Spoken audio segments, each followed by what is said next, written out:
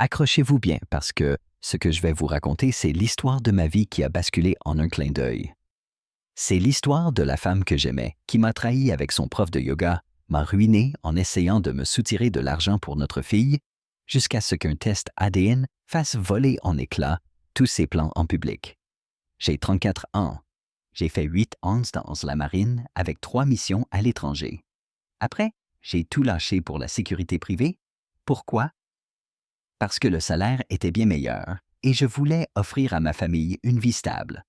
J'ai toujours été du genre à assumer à me démener. Depuis mes 17 ans, j'allais à la salle de sport 5 fois par semaine. J'ai ma propre maison à Lyon des voitures normales et j'investis mon argent au lieu de claquer mes économies dans des trucs de luxe. J'ai rencontré Chloé quand j'avais 25 ans, au moment où je quittais l'armée. Elle était réceptionniste chez un médecin, elle avait l'air douce et simple. Elle venait d'une famille de classe moyenne, avait des dettes étudiantes que je l'ai aidée à rembourser et ses objectifs de vie semblaient raisonnables. Mais mon Dieu, comme je me suis trompé sur toute la ligne. Vous savez, ces scènes de film où tout ralentit et le monde du personnage s'écroule. Eh bien, ce n'est pas comme ça que ça s'est passé. La réalité, elle frappe plus fort et plus vite. C'était un jeudi, je m'en souviens, parce que c'était toujours mes journées les plus longues. Je venais de finir une mission de protection de 14 heures pour un PDG de la tech qui pensait que tout le monde voulait sa peau. J'avais porté un gilet tactique de 11 kilos toute la journée sous une chaleur de 32 degrés Celsius. Mes épaules étaient en feu et tout ce que je voulais, c'était une bonne douche chaude et peut-être une hure avec Manon, ma fille de 4 ans, avant qu'elle n'aille au lit. J'avais même fait un détour par ce restaurant japonais hors de prix que Chloé adorait en dépensant 75 € pour ses Dragon Rolls préférés avec un supplément de sauce anguille. C'est dingue comme on se souvient de détails inutiles. Chloé était distante depuis des mois, elle me parlait à peine toujours scotchée à son téléphone. Mais moi, j'essayais encore de sauver les meubles. La marine m'avait appris à ne jamais abandonner, pas vrai. Je suis rentré à 20h45 et là, Chloé était affalée sur notre canapé en cuir à 800 € que j'avais payé, à faire défiler Instagram comme si c'était son job à plein temps. Elle n'a même pas levé les yeux quand j'ai posé le sushi sur la table basse. Je veux divorcer, elle a lâché ça comme ça. 4 mots et elle n'a même pas posé son téléphone. 7 ans ensemble, 5 ans de mariage. Une fille que nous adorions tous les deux, enfin, c'est ce que je pensais. Et elle n'a même pas pu me regarder dans les yeux en détruisant notre famille. Je suis resté là comme un idiot, toujours dans mon pantalon tactique et mon polo d'entreprise. Les sushis tiédissaient sur la table. Quoi, j'ai demandé. T'as bien entendu, a-t-elle répondu toujours en train de scroller. J'ai déjà parlé à un avocat. Voici ce qui va se passer. Puis elle a enfin levé les yeux et j'ai vu cette expression comme si elle y prenait plaisir. Elle a énuméré ses exigences comme si elle commandait un café au Starbucks, la maison, celle que j'avais achetée avec mes économies militaires, la Lexus que j'avais payée la garde principale de Manon et 3 000 € par mois de pension alimentaire. Gardez à l'esprit que je payais déjà un prêt immobilier de 2 600 €. Les 2 mensualités de voiture, 140 € pour sa Lexus, 300 € pour ma Toyota. L'école maternelle privée de Manon, 300 € par mois. Les cours de danse, 180 € par mois. Toutes les charges, toutes les courses, son abonnement à la salle de sport, 140 € par mois pour un club chic réservé aux femmes.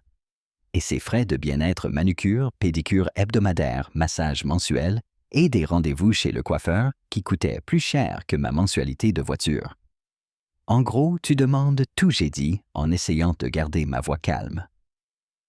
8 ans de discipline militaire, ça aide à garder la tête froide même quand votre monde s'écroule.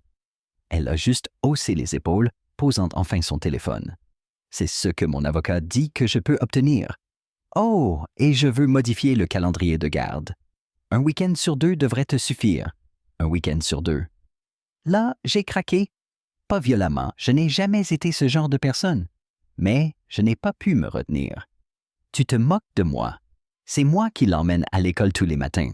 C'est moi qui reste avec elle quand elle est malade. Qui lui a appris à nager, qui lui lit des histoires, qui l'emmène au parc tous les week-ends pendant que toi tu es à ton cours de yoga, Chloé. a juste repris son téléphone complètement impassible. Oui, eh bien, les tribunaux favorisent généralement la mère. Mon avocat dit que c'est tout à fait normal. C'est là que j'ai remarqué autre chose. Manon n'était pas là. Il était 21 juillet un jeudi, et notre fille de 4 ans n'était pas au lit. Où était Manon, j'ai demandé. Chez ma mère, a répondu Chloé. J'ai compris que cette conversation allait être difficile. Elle avait tout planifié, probablement préparé ce scénario depuis des semaines. Et moi, je restais là avec ce stupide sac de sushis, pensant que je pouvais arranger ce qui n'allait pas dans notre mariage. J'ai posé les sushis, mon appétit envolé. Depuis combien de temps tu prépares ça? Elle m'a fait un sourire narquois qui m'a fait bouillir le sang. Assez longtemps pour savoir ce à quoi j'ai droit. Droit. Ce mot m'a frappé comme un coup de poing dans le ventre. Après tout ce que j'avais fait, tout ce que j'avais sacrifié, elle se sentait en droit de profiter de la vie que j'avais bâtie. J'ai besoin d'air, j'ai dit, en me retournant pour partir.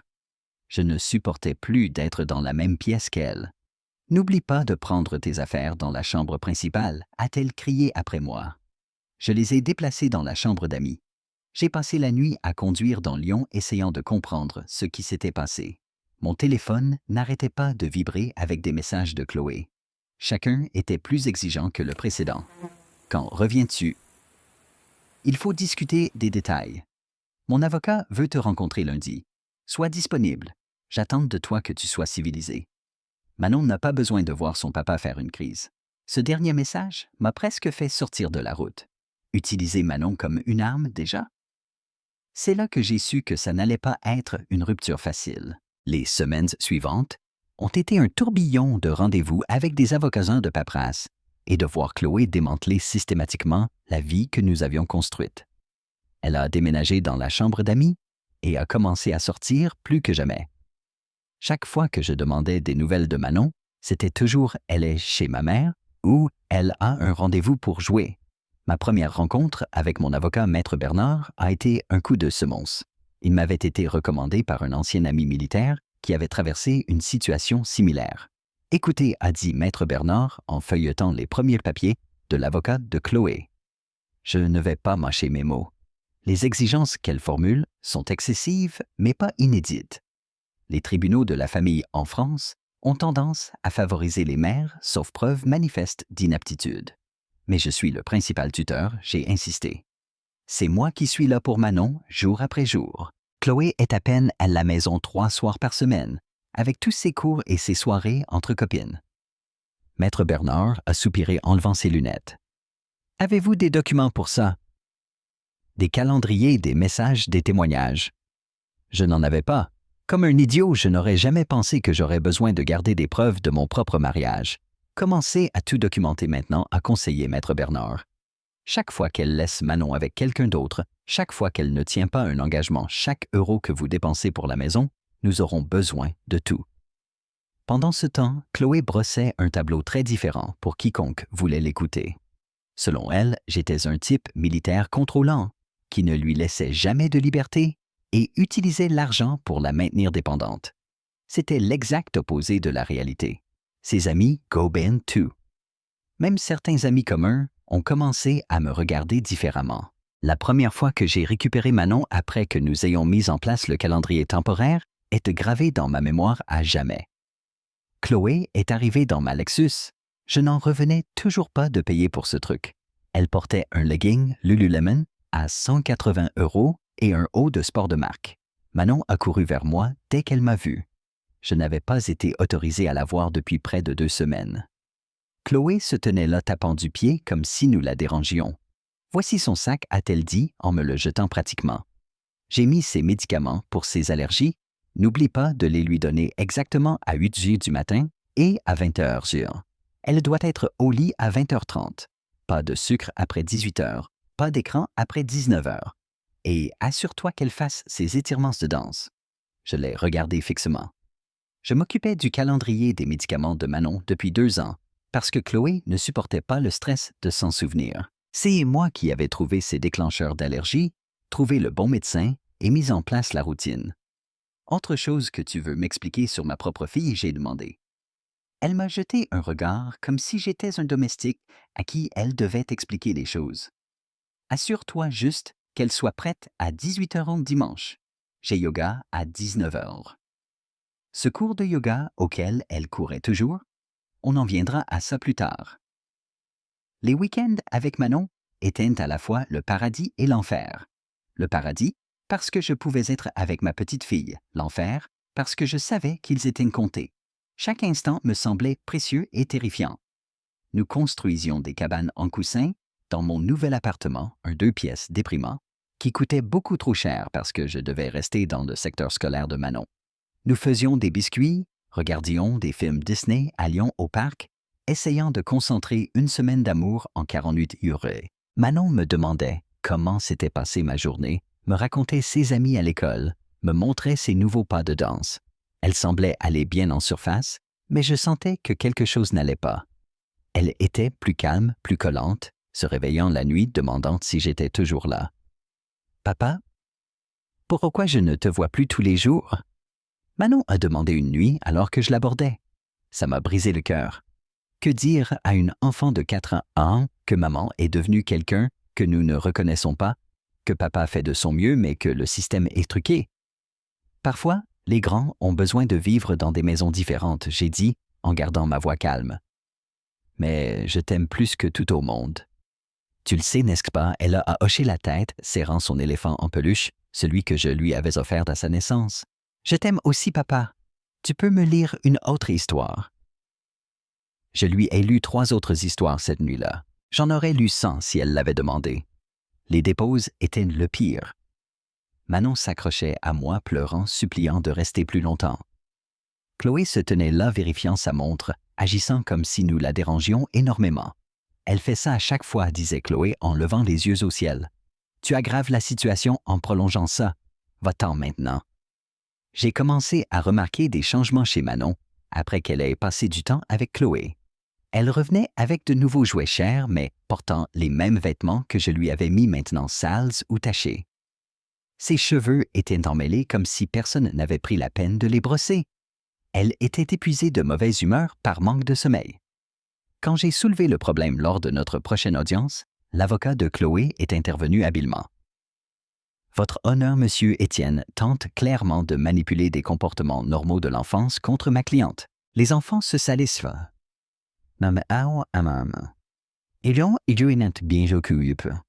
Madame Chloé fournit d'excellents soins tout en essayant de reconstruire sa vie après des années de contrôle financier. Le juge a hoché la tête avec sympathie envers Chloé qui avait miraculeusement produit des larmes à la demande. J'apprenais vite que la perception était primordiale au tribunal de la famille et Chloé était une experte dans la manipulation. Chaque comparution devant le tribunal me privait de plus de droits. L'arrangement de garde temporaire est devenu semi-permanent. Mes paiements de pension alimentaire ont augmenté. Les exigences de Chloé sont devenues de plus en plus extravagantes. Elle avait besoin de plus d'argent pour les activités de Manon dont je n'étais jamais informé, pour des fournitures éducatives que je ne voyais jamais, pour des frais médicaux, même si Manon était sur mon assurance. Malgré tout, je continuais à me présenter, à me battre, à essayer d'être le père que Manon méritait, même si le système semblait déterminé à me réduire à un simple salaire. Pendant tout ce temps, j'essayais de maintenir ma carrière. La protection exécutive n'est pas un travail de sécurité ordinaire. On ne peut pas se déconnecter mentalement. Une seule erreur et quelqu'un pourrait être blessé ou pire. Je faisais des semaines de 60 à 70 heures pour économiser de l'argent parce que je savais que les exigences de Chloé allaient me vider. L'emploi du temps était brutal, réveil à 5h du matin, séance de sport. Impossible de me laisser ramollir.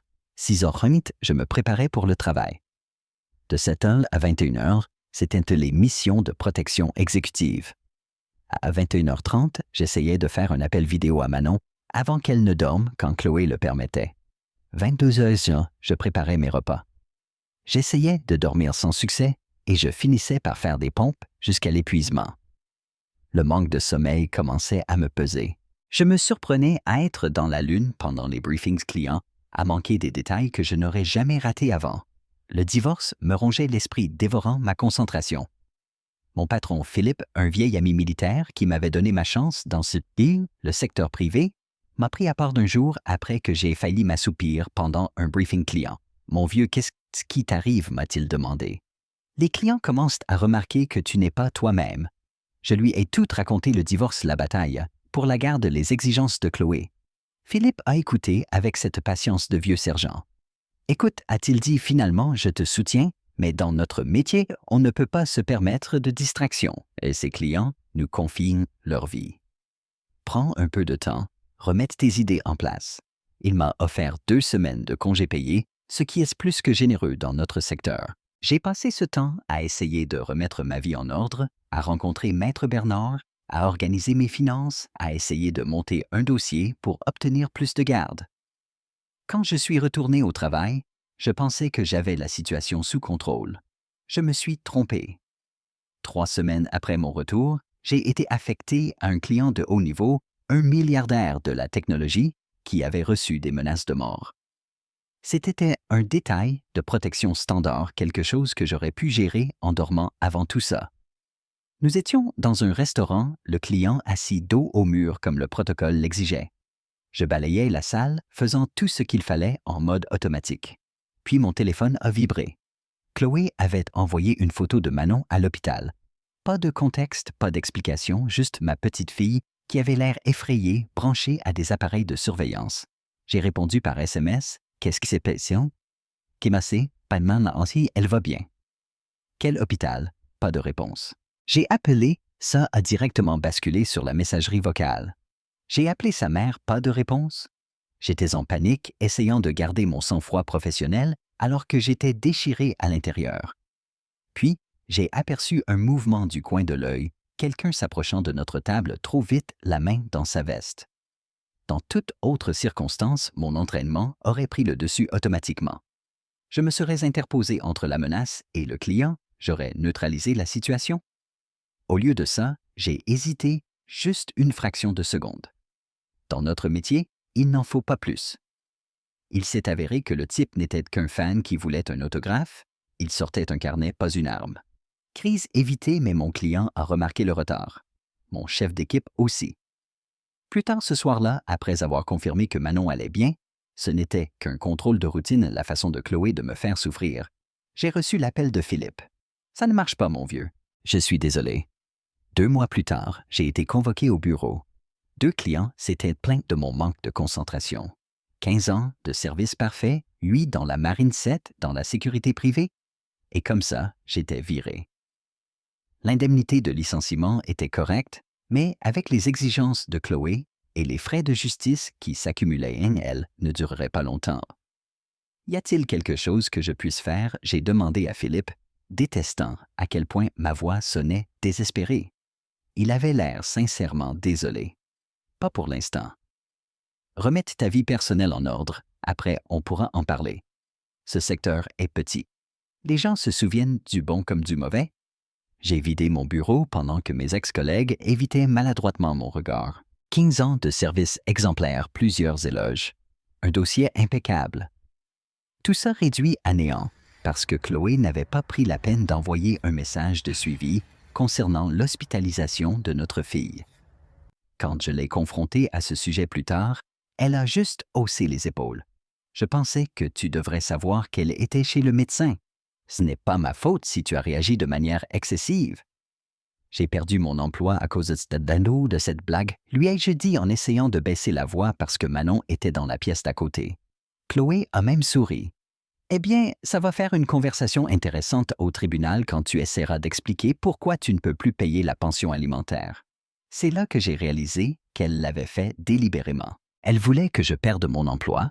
Elle voulait que j'échoue parce qu'alors elle pourrait me dépeindre comme un père indigne, qui ne pouvait pas s'en sortir, qui ne pouvait pas subvenir aux besoins de son enfant. Tout faisait partie de son plan. Le marché du travail pour la sécurité spécialisée est étrange. Soit vous êtes dedans, soit vous êtes dehors et la nouvelle circule vite. Quelques anciens contacts ont essayé de m'aider, mais personne ne voulait prendre de risques avec un gars qui traversait un divorce compliqué. J'ai commencé à postuler pour tout. Sécurité de centre commercial, gardien de nuit, videur. Tout ce qui pouvait me rapporter de l'argent. La plupart des endroits ne voulaient pas de moi. Surqualifié était la réponse courante, ce qui signifiait trop cher ou un risque de départ dès que quelque chose de mieux se présentait. Finalement, j'ai décroché un poste de sécurité de nuit dans un entrepôt. Salaire minimum pas d'avantage, équipe de nuit. Très loin de la protection exécutive, mais c'était quelque chose. Le calendrier était brutal d'une autre manière. Travailler la nuit signifiait que je voyais à peine la lumière du jour. Je dormais à peine. Les quelques jours de week-end que j'avais avec Manon, j'étais un zombie me forçant à rester éveillé et présent pour elle. 4 mois de rejet et de voir mes économies s'épuiser. Maître Bernard a commencé à parler de ses honoraires. Le complexe d'appartements a envoyé des avis de loyer en retard. Les paiements de pension alimentaire continuaient de tomber peu importe à quel point mon compte bancaire était vide. La première fois que j'ai manqué un paiement de pension alimentaire, Chloé a bombardé mon téléphone de messages. « Où est mon argent? Je savais que tu finirais par être un incapable. J'espère que tu aimeras la prison. Manon mérite mieux que toi. » Chaque message était comme un coup de couteau. Je n'avais jamais manqué un paiement, de quoi que ce soit de ma vie. J'avais un score de crédit parfait, toujours payé mes factures en avance. Maintenant, j'étais le gars qui ne pouvait pas subvenir aux besoins de son enfant. Je suis allé au tribunal pour expliquer la situation, demandant une réduction temporaire jusqu'à ce que je puisse me remettre sur pied. J'ai apporté toutes mes candidatures, mes lettres de refus, mes relevés bancaires, montrant que j'étais presque ruiné. Chloé est apparue dans une autre tenue de créateur, son avocat l'air suffisant. « Votre honneur a commencé son avocat. Ce que nous avons ici est un cas classique de chômage volontaire. Monsieur Étienne a délibérément accepté un poste moins bien rémunéré pour échapper à ses obligations envers son enfant. Il travaille en dessous de ses qualifications par choix. » Le juge m'a regardé avec scepticisme. « Est-il vrai, monsieur Étienne? » J'ai essayé d'expliquer la perte d'emploi, le fait d'être mis sur liste noire dans l'industrie, le fait d'avoir postulé à tout ce que je pouvais trouver, mais tout cela sonnait comme des excuses, même à mes oreilles. « L'ordonnance de pension alimentaire est maintenue, » a statué le juge. « Si vous tombez en retard, il y aura des conséquences. » Des conséquences, n'est-ce pas? J'ai pris un deuxième emploi mettant des produits en rayon dans une épicerie pendant la journée avant de me rendre à l'entrepôt la nuit. Dormir 4 heures est devenu la norme. Ma santé a commencé à en pâtir. J'ai perdu du poids, j'avais des cernes sous les yeux, une fatigue constante. Manon l'a remarqué lors d'un de nos week-ends. Elle m'a touché le visage inquiète. « Papa, tu es malade? » J'ai forcé un sourire, juste un peu fatigué ma puce. « Papa travaille beaucoup en ce moment. C'est à cause de l'argent que maman dit que tu lui dois? » Elle a dit à mamie que tu ne payais plus mes cours de danse. Cela m'a fait plus mal que tout. Chloé utilisait Manon comme un pion, la faisant s'inquiéter de problèmes d'adultes. Je n'ai jamais dit du mal de Chloé devant Manon. Mais elle n'avait aucune réserve à empoisonner l'esprit de notre fille contre moi. 2 paiements, manqués de plus, et les avertissements du tribunal sont devenus plus sérieux. J'ai vendu ma voiture, ma montre, tout ce qui avait de la valeur, juste pour rattraper mon retard. J'ai commencé à survivre avec des nouilles instantanées et des sandwichs au beurre de cacahuètes. J'ai pris des petits boulots les jours de congé. Tondre des pelouses, peindre des maisons, n'importe quoi qui payait en espèces. Puis est arrivé ce matin-là 8 heures. Des coups violents à la porte de mon appartement. J'étais déjà debout. Les vieilles habitudes militaires ont la vie dure. Même quand on est déprimé. 2 policiers se tenaient l'air mal à l'aise. « Monsieur, nous avons un mandat d'arrêt contre vous pour non-paiement de pension alimentaire. » Le plus jeune policier a dit il ne voulait clairement pas être là. Peut-être avait-il entendu parler de mon service militaire. Petite ville, les nouvelles circulent vite. L'autre plus âgé avait l'air fatigué comme s'il avait fait ça trop de fois. Ils étaient professionnels. Au moins, laissez-moi me changer pour des vêtements corrects. Je n'ai pas fait de scène. Mais sortir de mon immeuble menotté, ça fait une autre impression. La cellule de détention n'était tout ce à quoi vous vous attendiez. Froide, malodorante, déprimante. Mais le pire, c'était d'être assis là à penser à Manon. Que lui dirait Chloé? Que papa est un criminel, qu'il ne l'aimait pas assez pour payer. J'ai essayé d'appeler Maître Bernard depuis le téléphone de la prison, Mais sa secrétaire a dit qu'il ne pouvait plus me représenter en raison de mes factures légales impayées. Parfait. L'avocat commis d'office, qui m'a été assigné, avait l'air d'avoir 12 ans et une charge de travail qui aurait brisé un avocat expérimenté. Il a à peine jeté un coup d'œil à mon dossier avant notre comparution devant le tribunal. Dites simplement au juge que vous paierez, m'a-t-il conseillé lors de notre consultation de 5 minutes. C'est tout ce qu'ils veulent entendre. Avec quel argent j'ai demandé? Je travaille, déjà 2 emplois. J'ai vendu tout ce que je possède. Il a haussé les épaules déjà, en train de regarder par-dessus mon épaule, vers son prochain dossier. Débrouillez-vous ou vous serez de retour ici dans un mois. Le juge n'a pas été impressionné par ma situation. Monsieur Étienne, le tribunal ne se soucie pas de la façon dont vous respectez vos obligations, seulement que vous les respectiez. Votre enfant a droit à un soutien. J'avais envie de crier toutes les façons dont j'avais soutenu Manon, qui n'avaient rien à voir avec l'argent. Les histoires du soir, les leçons de natation, les visites chez le médecin, la façon dont Chloé utilisait le système pour me détruire, tout en prétendant que tout était pour le bien-être de Manon. Au lieu de cela, j'ai simplement hoché la tête et promis de payer. 3 jours en prison de comté avant qu'un ancien ami militaire ne le découvre et paie ma caution. 3 jours de travail manqué et sans salaire. J'ai manqué un week-end prévu avec Manon. Je suis tombé encore plus bas que je ne l'aurais cru possible. La prison de comté vous donne le temps de réfléchir. Je suis resté seul. J'ai fait des pompes dans ma cellule. J'ai essayé de maintenir une certaine routine. Les autres gars m'ont la plupart du temps laissé tranquille. Peut-être qu'ils pouvaient voir que je n'étais pas le type habituel. Quand je suis sorti, il y avait une pile de courriers qui m'attendaient dans mon appartement, principalement des factures et une enveloppe épaisse sans adresse d'expéditeur. C'était une lettre de François, mon ancien coéquipier de la société de sécurité, l'un des rares gars en qui j'avais vraiment confiance.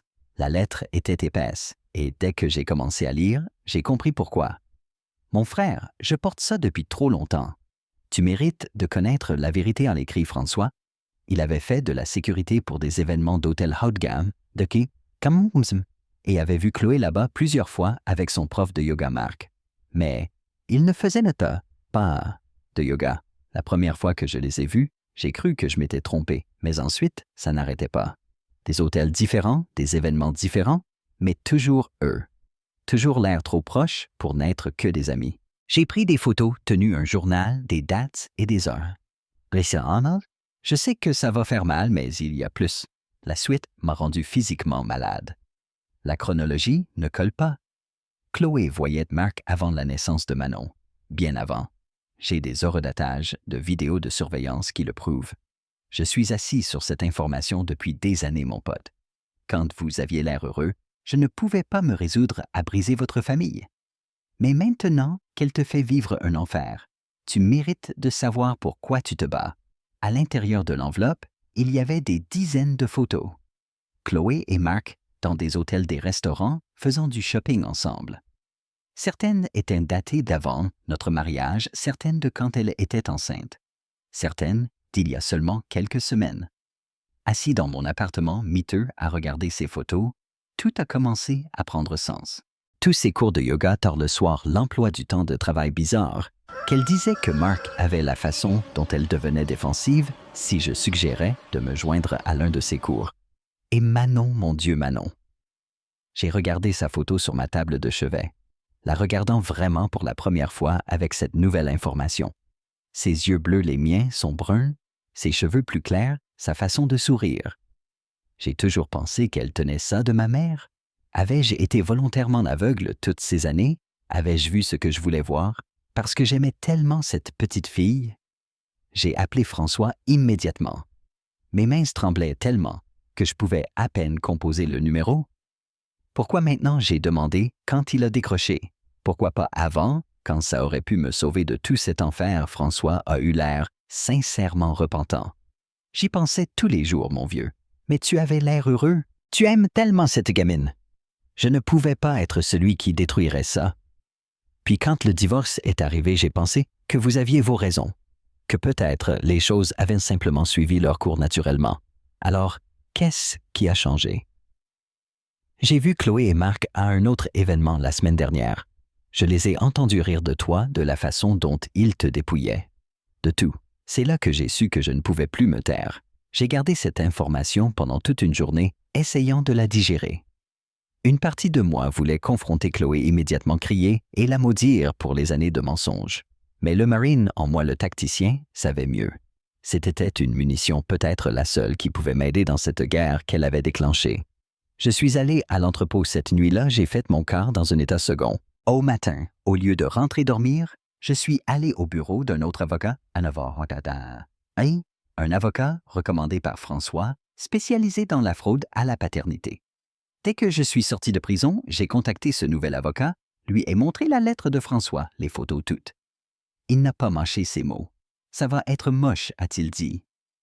Mais si ce que votre ami a documenté est vrai, nous pouvons probablement faire annuler les ordonnances de pension alimentaire.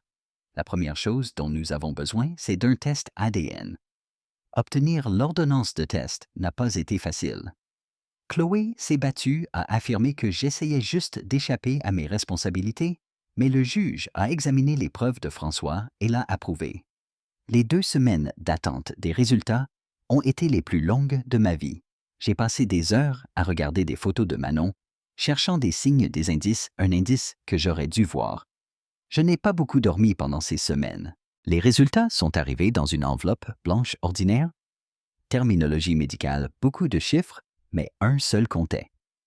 0,1% de probabilité de paternité. Je n'ai pas pleuré, je n'ai pas crié, je n'ai rien fait pendant environ 1 heure. Je suis resté là tenant ce papier avec l'impression que quelqu'un m'avait arraché le cœur. Quand j'ai enfin pu bouger, j'ai appelé mon avocat. Son ton a changé immédiatement quand je lui ai annoncé les résultats. Cela change tout, a-t-il dit. Nous allons demander l'annulation de toutes les ordonnances de pension alimentaire. Et si elle a également perçu de l'argent du père biologique, nous envisageons des accusations de fraude. L'avocat a rappelé plus tard dans la journée. Nous avons fait quelques recherches. Elle a aussi perçu une pension alimentaire de Marc. Elle faisait double emploi toute l'antime. C'est de la fraude pure et simple. Les semaines suivantes ont été un tourbillon d'activités juridiques. Des citations à comparaître. Volin, des relevés bancaires, étaient consultés, le château de cartes de Chloé soigneusement construit commençait à s'effondrer. Malgré tout, je ne pouvais pas m'empêcher de penser à Manon. Biologiquement, elle n'était pas la mienne. Mais de toutes les manières importantes, chaque histoire du soir, chaque genou écorché, chaque réconfort au milieu de la nuit, elle était ma fille. L'idée de ne plus jamais la voir était insupportable. Et la garde, j'ai demandé à mon avocat lors d'une de nos réunions. Il m'a jeté un regard à la fois sympathique et réaliste. Légalement, vous n'avez plus de titre maintenant que la paternité a été réfutée. Mais compte tenu des circonstances, la fraude, les accusations criminelles potentielles, nous pourrions être en mesure de plaider pour un certain type de droit de visite basé sur la relation établie. C'est un coup de poker cependant. Coup de poker ou non, je devais essayer. Manon était la seule chose dans ce gâchis qui valait la peine de se battre. Le jour du tribunal était surréaliste.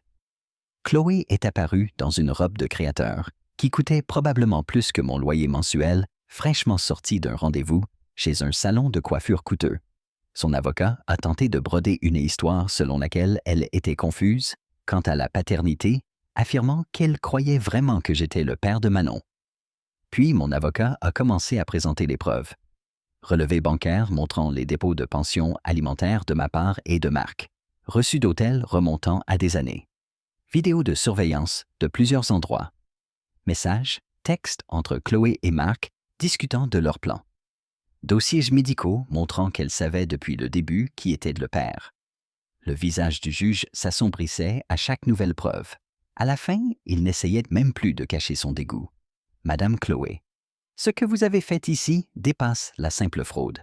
Vous avez délibérément trompé 2 hommes, manipulé le système judiciaire et surtout utilisé une enfant innocente comme pion dans votre stratagème. Ce tribunal considère de telles actions avec la plus grande sévérité. Puis vint le moment le plus satisfaisant de toute cette épreuve. Le juge a regardé Chloé droit dans les yeux, son expression plus dure que je ne l'avais jamais vue lors de nos précédentes comparutions. Le tribunal constate des preuves claires et convaincantes de fraude. Toutes les ordonnances de pension alimentaire sont par la présente annulées. Monsieur Étienne a droit à la restitution de tous les paiements effectués majorés des intérêts. En outre, je renvoie cette affaire au bureau du procureur de la République pour poursuite pénale. Le visage de Chloé est devenu blanc. Ce n'était pas ainsi que son scénario devait se dérouler. Elle était si certaine de sa victoire, si confiante en sa capacité à manipuler le système, qu'elle n'avait pas préparé cette issue. Mais votre honneur, a balbutié son avocat. Ma cliente est la principale tutrice d'une jeune enfant. Sûrement que vous ne voudriez pas. Maître, a interrompu le juge. Votre cliente a commis une fraude contre ce tribunal et contre 2 individus. Le fait qu'elle ait un enfant ne lui confère pas l'immunité contre les conséquences de ses actes. Chloé a été arrêtée là dans la salle d'audience. Le sentiment de satisfaction était si intense que je pouvais presque le goûter. Elle a écopé de 3 ans pour fraude, mais c'est là que le karma a vraiment frappé. Lors de son incarcération, ils ont trouvé son sac de créateur rempli de pilules illégales. Pas seulement quelques-unes, mais suffisamment pour y ajouter des accusations d'intention de distribuer. Cette peine de 3 ans s'est transformée en 7 ans très rapidement. La meilleure partie, Marc, a disparu au Mexique quand les ordonnances de pension alimentaire sont tombées. Apparemment, il avait ses propres problèmes juridiques dont nous n'étions pas au courant. Il y a 2 semaines, j'ai reçu un appel de la sœur de Chloé. Chloé a trouvé Dieu en prison. Elle veut s'excuser. Elle veut mon aide pour réduire sa peine. Elle prétend être une femme changée qui voit l'erreur de ses voies. Vous savez ce que j'ai dit à sa sœur nouveau numéro. C'est qui, quant à Manon, sa situation m'a initialement brisé le cœur. Avec sa mère en prison et son père biologique disparu, elle était destinée à être placée en famille d'accueil. Malgré le fait de ne pas être son père biologique, j'ai déposé une requête auprès du tribunal pour obtenir sa garde basée sur ma relation établie avec elle et le fait que j'étais la seule figure parentale stable qu'elle ait jamais connue. C'était une bataille difficile. Le système n'est pas conçu pour des situations comme la nôtre. Mais parfois, juste parfois, le bien l'emporte. Manon vit avec moi maintenant. J'ai la garde complète, puisque les 2 parents biologiques sont hors de vue. Ce n'était pas facile d'expliquer à une enfant de 4 ans pourquoi maman est partie, mais nous nous en sortons. J'ai un nouveau travail en tant que responsable de la sécurité pour une grande chaîne d'hôtels. De meilleures heures, un meilleur salaire, je rentre à la maison tous les soirs. La meilleure des vengeances. Manon s'épanouit. Ses professeurs disent qu'elle est plus heureuse que jamais, qu'elle se fait des amis, qu'elle réussit bien ses activités et qu'elle dort vraiment toute la nuit maintenant. Quelque chose qui n'est jamais arrivé quand Chloé était là. Et Chloé, la dernière fois que j'ai eu des nouvelles, la nourriture de la prison n'est pas tout à fait à la hauteur de ses standards habituels. On dirait bien que le karma est vraiment le gold digger ultime.